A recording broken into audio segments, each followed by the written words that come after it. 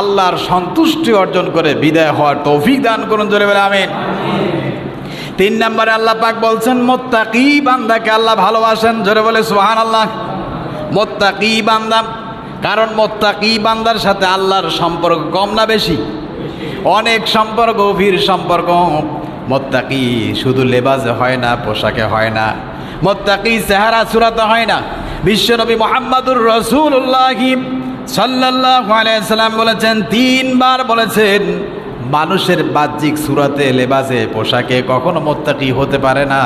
কারণ আল্লাহর হাবিব বলেন আত্তাকওয়া হাহুনা, আত্তাকওয়া হাহুনা, আত্তাকওয়া হাহুনা।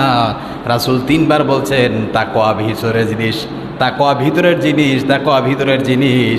আপনি লেবাসে সুরাতে বিশাল জুব্বা গায়ে দিলেন, পাগড়ি মাথায় দিলেন, বিশাল লম্বা দাড়ি রাখলেন, কিন্তু আপনি হারামখোর, এরকম আছে না নাই?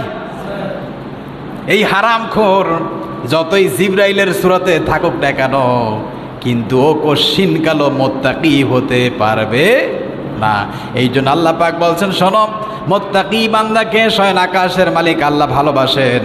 কোরআনুল কারীমের 3 নম্বর সূরা আল ইমরান এর 76 নম্বর আয়াতে কারিমে আল্লাহ পাক বলছেন ওয়াত্তাকা ফাইন্নাল্লাহা ইউহিব্বুল মুত্তাকিন।